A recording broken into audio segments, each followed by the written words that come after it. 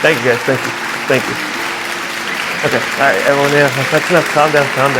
Thank you guys, thank you very much.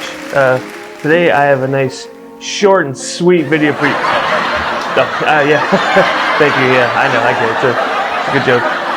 It's okay, you guys can stop now. Guys. Anyways, today we're doing a keto peanut butter pie recipe. Let's get in the kitchen.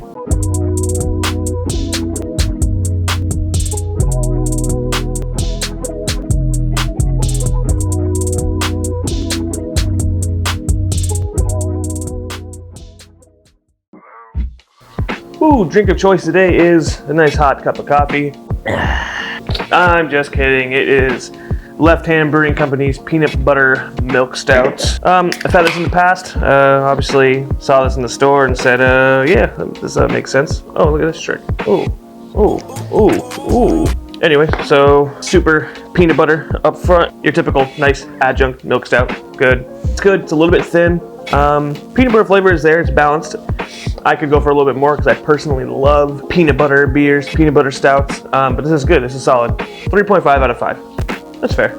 All right, so let's get on with the crust. So I'm making sort of a very basic, slightly sweet pie crust. We're going to need a food processor for this.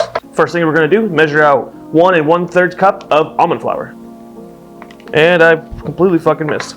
Next is going to be 1.5 teaspoons of coconut flour. Next, we're going to need 2 tablespoons of cold butter. I went ahead and cubed these up just to make it a little bit easier when we fire it up. Next is 1.5 teaspoons of cold water. Next, I'm going to do 1 teaspoon of Swerve confectioner's sugar, just to add just a little bit of sweetness to the crust. Don't want it to just taste like almond flour and coconut flour and butter. I do want to give it a little bit of sweetness in there. Okay, and we'll go ahead and blend this until it forms a dough.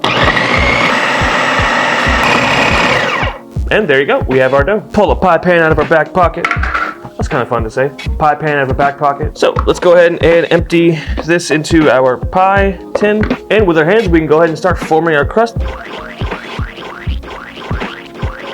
Okay, that's about as even as I can get it, so I'm gonna go ahead and throw it in an oven at 350 degrees for about 12 to 14 minutes. So the next thing we're gonna do is make our own peanut butter because the supermarket doesn't ever seem to carry a peanut butter with Swerve or some kind of sweetener, so we'll just make our own. It's honestly as simple as adding some peanuts to a food processor, a little touch of some confectioner's Swerve, and blending until it forms peanut butter. So we'll add those in. Do a little bit at a time. You can always taste as you go. I'll probably do it by a teaspoon at a time. All right, let's get started. Let's go and scrape the sides of the walls.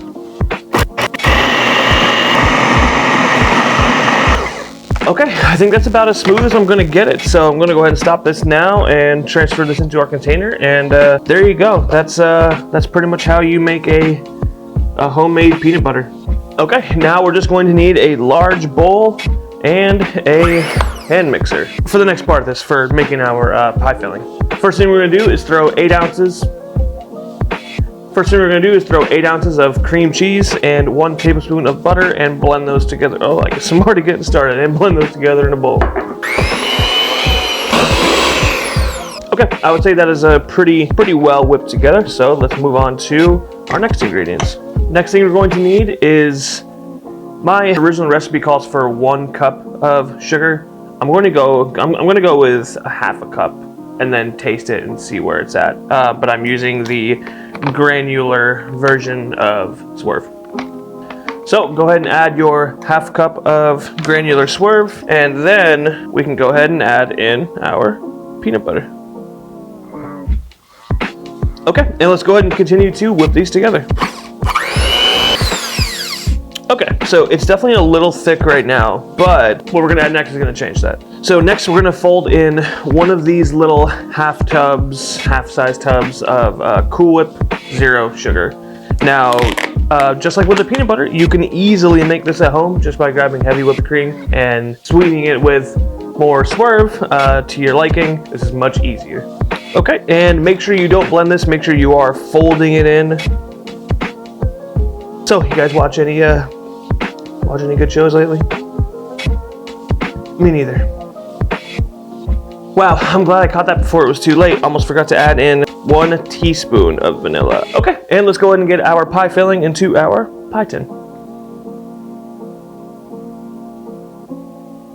Okay, we'll go ahead and grab a second tub of sugar-free Cool Whip, and we'll just add a nice little, just a nice little top layer to our peanut butter pie. Definitely not going to use the whole tub again. Okay, now we'll go ahead and take this and refrigerate it for about 2 hours later. Okay, once that's out of the fridge and after chilling for a couple hours, you can go and pull it out. You can do it before or after. I kind of forgot to do it earlier, but I've got some sugar-free chocolate syrup that I've got. And go ahead and cut yourself a slice. It didn't end up being the prettiest cake. Probably could have let it sit in the refrigerator for a little bit longer. Well, first off, it's not a cake. Second, I actually only put it in the freezer for like 15 minutes, so that's why it looks like that. Give it a taste and see how it is. Give it a taste, see how it is. That's not right. That does not taste keto whatsoever. I really don't think you guys are going to be disappointed with this one. If you got a little craving for something a little sweet, I think this will do it for you. Alright, hope you guys enjoyed watching this shorter-ish version of Cooking with Coupel. Follow me on Instagram. I'm now on TikTok at Cooking with Coupel. Put that right here. Subscribe to the channel if you guys are enjoying what you're seeing so far. I ain't stopping. So, with all that said, I will see you guys next. Dude, shut up. You have like 34 followers. Nobody cares. Go fuck yourself.